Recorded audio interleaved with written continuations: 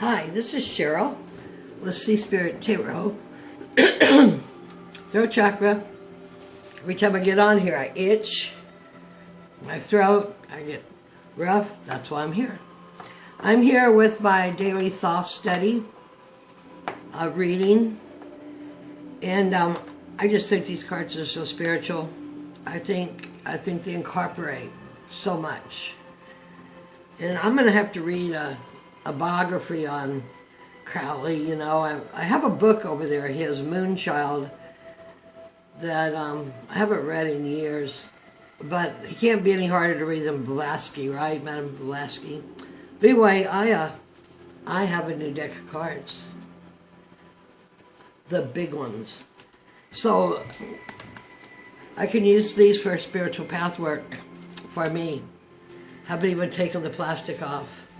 It's like, I'm really into these Crowley cards for the spiritual path. So, first of all, I put my cards back. Haven't read in 2 days. I read these, but I did something different last night. Oh, verbal response. I shuffled and shuffled and shuffled and shuffled the Oracle deck. And I almost left this card out. But I shuffled and shuffled and shuffled. I was trying to do it without that light, but I don't think I can. It's too dark. And I get spiritual practice. And I almost left it out because I said, that's just what this is. It's my spiritual practice. But this card, so I shuffled and shuffled and shuffled. This card just flew out. So, that's what I'm doing here. Spiritual practice. So, 2 days ago, we had the magical hexagon of the sun and the moon, which was, I hear, Gammas or something in the marriage. Magic hexagram protection. And it was followed by the chariot. And I was real caught up in this blood thing. You know, this is to represent the Grail of Christ. But, no buts, and when I got to thinking was that, you know, the blood is the water is the blood. But, you know, water is programmable. So what you program, if you program your water when you drink it, or what you program in your Roak, in your mind of the swords, those are the vibrations, the codes that flow through your body. And then we had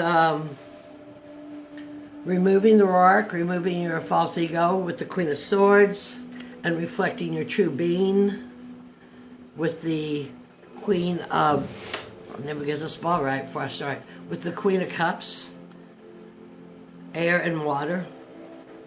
Could be a little turbulent there. But coming into a balance with the Hierophant of a new society, a teacher, and Venus. Venus, this is a Taurus card, but now Venus has her sword of power. And you have a pentagram there with and leads us to the Sword of Truth, or to the Ace of Swords. So, on we go. So today we have the first card up is the Ace of Disc. And of course, Duquette, he is so sexual. I've even watched his videos. I mean, not saying Crowley one, right? But about this being a whole cross member. But then I look at it too, and it looks to me, in my interpretation, you got the male and the female seen from above. The green, Lady Harris, meant to represent money. This could be our human body, and it could also be the creation, because, you know, the ace holds the other 9 cards within it, along, I was going to say, with the princess. It is the throne on which the princess and the princess of Disc farms. So, this is Aries. Aries, Taurus, and Gemini. Your first sign, your head, your thought. Aries rules the head and the body. Gemini rules the mind and communication. And Taurus is the stable earth. So I think that's pretty good. We're starting off with an ace again. Root of the powers of the earth. The sun and the moon conjoined. And I want to apologize. I know you're sick of hearing it. I just had all these teeth done. And I don't know. It's missing a place where my tongue stops. And I must be getting more saliva, or I'm salivating over the cards. So I'm going to have to get through this because it's part of my life. The next card is the Nine of Cups. Beautiful, isn't it? This is Jupiter in the cardinal beginning, the first 10 decans of Pisces. Lord of material happiness, attainment. Jupiter, benevolent expansion with gentle, mystic Pisces. Well-being, emotional well-being. Attainment of that. Next one is the Eight of Swords. Now upside down? No. I think if I put a lamp over here it'd be better, but that's where my bicycle is and there's no room for anything else. Eight of Swords. This is Venus, not Venus, this is Jupiter, another Jupiter card of expansion after getting the Ace. 0 to 10 degrees of Gemini. So, Lord of shortened forces, though it is a card of advancement. Need patience and persistence. Luck in intellectual pursuits. The will is constantly thwarted by accidental interference. Maybe Jupiter's exposing things, bringing things up. But anyway, accidental interference. But it's still an 8. So we got a 9 and an 8. There. Next I have the Princess of Wands. And I'm going to make a point with this card. Or a point that's something I realized, whether it's a point to anybody else or not. Princess of Wands, who with the Ace of Wands forms the throne. She forms the throne for the Ace of Wands. Now, I was listening to another, when I read this card the other day, and every time I read it, I get like really excited and think that if this energy is directed correctly, this is just an awesome card to be flying behind. And look, she's got the tiger by the tail. She has her feelers out. Lots of green and red, heart and blood. I think the feline is a great feminine energy, like the jaguars and such. So I was listening to another reader, and he kept saying, if you have this card, and it's a pretty popular reader, this is the worst card you could have in a reading. Da da da da da da da da da. I was just like, was kind of confused. I kept watching he does a lot of readings, watching them. But here's what a difference I found. First we'll say, this is Earth of Fire. This is Cancer, Leo, and Virgo. So this would be heartfelt emotion of the moon, the fire, the love, the solar flare of the sun. But Virgo, work and health, keeping things in alignment. Now that's how I interpret that. Dance of the Virgin Priestess of the Lords of Fire. So there it goes, like keeping it in line. Herself, the fuel of fire, the flaming sacrifice. Now, he kept saying that. So I went back and looked at some previous notes I'd made on her. And I'm going to read those. Because we're here to learn. I'm here to learn this. If you're hanging out learning it too, interested, that's cool also. Earth of Fire, Fuel of Fire. Princess of the shining flame. Irresistible chemical attraction of the combustible substance. Okay? irresistible chemical attraction of the combustible substance. Streams of justice like flames from her brow. Unclothed shows the chemical action can only take place when an element is perfectly free to combine with its partner. And in chemistry, like I had on the other day I had copper earrings. So copper is like a Cu, I think it's a plus plus. Is that what it is? But whatever your elements are, your ions are, is the charge that's carried. So to me, this is pure fire flame energy. If you are complete within yourself and ready to combine, like energies coalesce. I just think this is an awesome card. Chemical action can only take place when the element is perfectly free to combine with its partner. Which could almost take me back to a reading I did earlier, where people, I love you, be home at 6. I love you, and lay a guilt trip. If you love someone, it's like Christ consciousness, you love them. But what I found out, for those that are studying this, is in this book, which I just love this book, and I've listened to a whole lot of him on YouTube, and he is actually the longest member of the OTO. And he has, I don't know, probably 5 books on Crowley. If you just take what's in here, it's, as that other tarot reader said, this is the worst card to stay away from, blah, blah, blah, blah, blah. But if you read this book by Crowley, you have a whole different view of her as an alchemical agent, which is how we interact, because it's all geometry, electricity and geometry, how everything is. Soapbox, okay. And then our last card, because I'm taking it as a good card.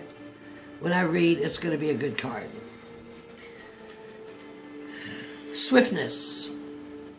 Swiftness, the 8 of Wands, another 8. 2 8s of advancement, and 1 9 of attainment, which is a cup.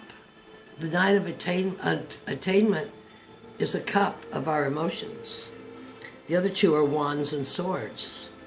But we have the Ace of Disc. It's pretty well balanced out. This is Mercury in the first 10 degrees of Sagittarius, where fire and air, fire consumes air, air feeds fire, are perfectly balanced. Fire and air structured. Lord of swiftness. Light wands turned into electricity, sustaining or even constituting matter by their vibrating energy.